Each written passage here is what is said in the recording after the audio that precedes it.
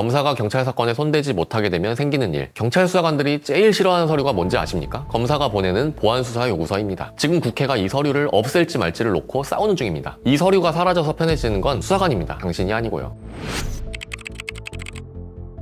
안녕하십니까, 경찰 간부 출신 변호사 김판수입니다. 오늘은 사기 사건 하나가 경찰서에서 재판까지 가는 과정을 두 번 보여드리겠습니다. 한 번은 지금 현행 제도로, 한 번은 이 서류가 사라진 뒤의 시점으로. 차이가 보이면 마지막에 당신 사건 단계에 맞춰서 오늘 할 일을 정리를 해드리겠습니다. 시작은 지금 제도입니다. 중고거래 사기를 당했다고 해보겠습니다. 계좌로 300만 원을 보냈는데 물건은 오지 않았습니다. 고소장이 접수되면 담당 수사관에게 배당됩니다. 그 수사관 책상에는 이미 사건이 수십 수백 건이 쌓여 있습니다. 계좌 명의자를 부르고 진술을 받고 기록을 만들어 검찰로 보냅니다. 이제 검사가 그 기록을 펴니다. 이 사람을 재판에 세울지 말지 정하는 자리입니다. 그런데 읽어보니까 필요한 증거가 군데군데 비어 있습니다. 돈이 명의자 계좌에서 다른 계좌로 곧장 빠져나갔는데 그 흐름이 조사가 되질 않았습니다. 판매글을 올린 접속 기록도 확인된 게 없습니다. 현행 제도에서 검사는 서류 한 장을 경찰서로 보냅니다. 보안수사 요구서, 어느 대목이 비었는지, 무엇을 더 조사해야 하는지 조목조목 적혀 있습니다. 현직 때 수사관으로 일하던 시절 여러 번 봤습니다. 이 서류가 내려오면 수사팀에서 좋아할 사람은 없습니다. 끝냈다고 생각한 사건을 다시 열어봐야 되니까요. 하지만 요구를 받은 경찰은 정당한 이유가 없는 한 지체 없이 그 보안사항을 이행하도록 법에 정해져 있습니다. 채운 결과는 다시 서면으로 검사에게 보고되고 부족하면 또 내려옵니다. 그 왕복 끝에 완성된 기록이 법정까지 가는 겁니다. 통계 기록 하나 보겠습니다. 경찰 단계에서 혐의 없음으로 끝났다가 검사 단계에서 빈 조사가 채워져서 재판까지 간 사건. 제도가 바뀐 2021년 이후로 2배가 됐다는 통계가 나와 있습니다. 이 2배가 무슨 뜻이냐면 이렇습니다. 혐의 없음으로 캐비넷에 들어갔던 기록이 다시 열리고 수사관이 피의자를 다시 부르고 빠졌던 계좌가 다시 조회되고 그 사람이 결국 법정에 섰다는 뜻입니다. 피해자가 이의 신청을 해서 검찰로 넘긴 사건들도 그 숫자 안에 있습니다. 이제 보안수사가 사라진 다음의 시점을 이야기를 해보겠습니다. 같은 사기 사건입니다. 같은 지점까지 수사가 됐고 같은 빈 기록이 검사 앞에 옵니다. 검사가 읽습니다. 비어 있습니다. 그런데 더 조사하라고 시킬 방법이 없습니다. 수사관 입장에서도 보안수사 요구서가 안 내려오면 끝내 사건을 다시 열 이유가 없습니다. 책상에는 다른 사건 수십 수백 건이 밀려 있으니까요. 검사한테 남는 선택지는 둘입니다. 빈 기록 그대로 기소하거나 포기하거나. 기록이 빈 채로 법정에 가면 무죄로 끝날 가능성이 높아집니다. 유죄를 받으려면 판사가 의심할 틈이 없을 만큼 기록을 채워야 되는데 그 채우는 일을 시킬 사람이 제도에서 지워지는 겁니다. 범인이 아니어서 놓치는 게 아닙니다. 조사가 부실해서 놓치는 겁니다. 불송치로 끝난 사건도 같습니다. 이의 신청으로 검찰까지 끌고 가도 빈 조사를 메울 수단이 줄어든 검사 앞에 놓입니다. 경찰 조사에서 빠진 부분은 빠진 채로 굳어버리는 겁니다. 피해자가 아니라 피의자라고 다를 게 없습니다. 조사가 덜 된 기록으로 기소당하면 그 부실을 법정에서 본인이 벗겨내야 됩니다. 국회 얘기도 하나 해드리겠습니다. 없애자는 쪽은 이렇게 말합니다. 수사기관은 수사만, 기소기관은 기소만. 권한이 한 군데 모이면 위험하다. 남기자는 쪽은 이렇게 대묻습니다. 그러면 빈 기록은 누가 채우냐? 그 빈칸의 대가는 사건 당사자가 치른다. 이 다툼에는 법원도